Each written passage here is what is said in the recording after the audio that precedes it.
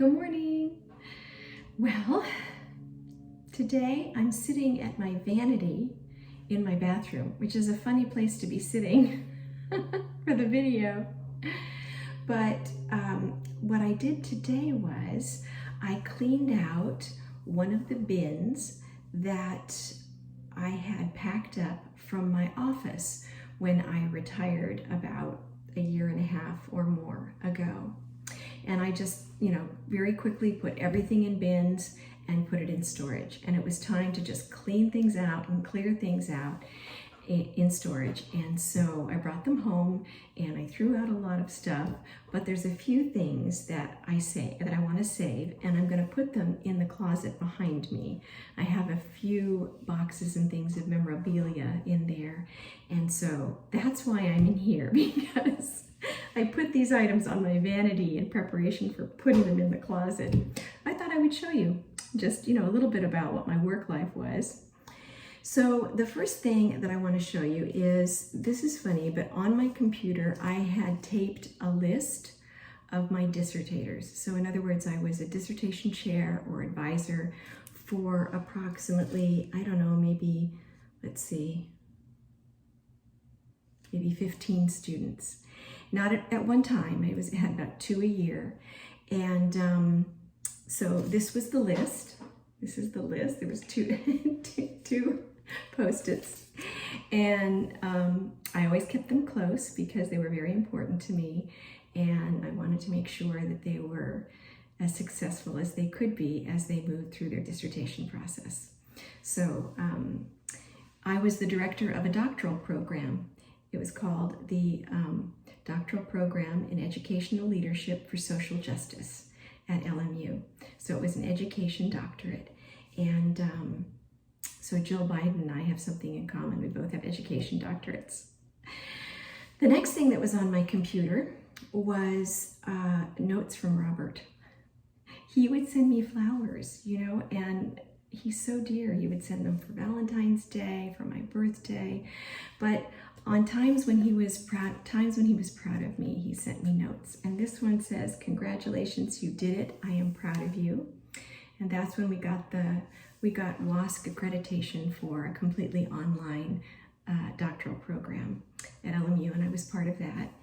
And then the top one says, "Congratulations, love, Robert." And that was when I was promoted to full clinical professor at LMU. So he was always so dear and sent me the most beautiful flowers. This note has been posted to my computer since I began the job at LMU. And it says N equals 1. And my dissertation chair, Marty Connell, always would say that to me, and it made a big impression. And what it means is that one person's story is research. One person's story is important and should be documented. We should all be telling our stories. And so I really appreciated that. I was a qualitative researcher, so I listened to the voices of people, as opposed to a quantitative researcher where you use large data sets and you see what behavior and what likes and dislikes people can suggest from surveys and things like that. So anyways, I really appreciated his perspective about qualitative research and about listening to the voices of the people that you're researching about. Now, one of the reasons why I love qualitative research is because voice is very important to women. Women were marginalized for a very long time in the United States and didn't have a voice and didn't have a vote. And so I really, I think it's really important for those voices to be heard. And so the next thing that was in my window for much of the time that I was at LMU were these two things.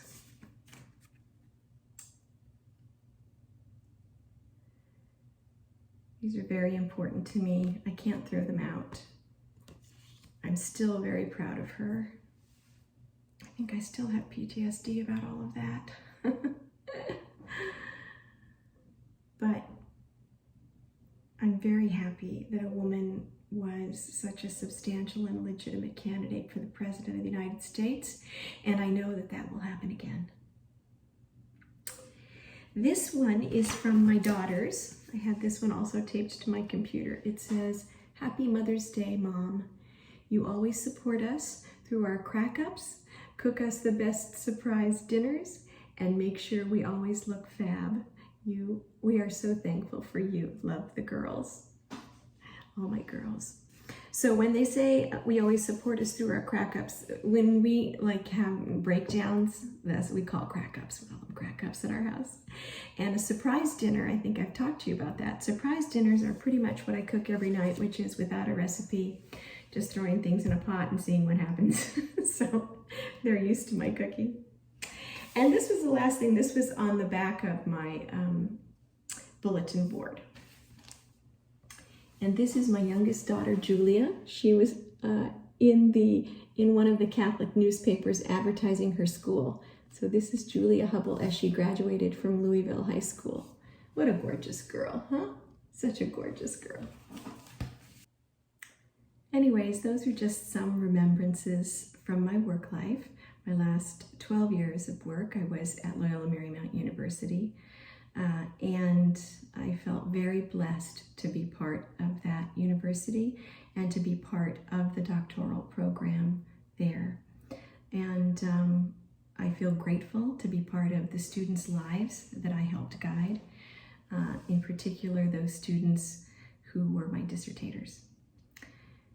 And I couldn't have done any of it without the beautiful, supportive family that I had.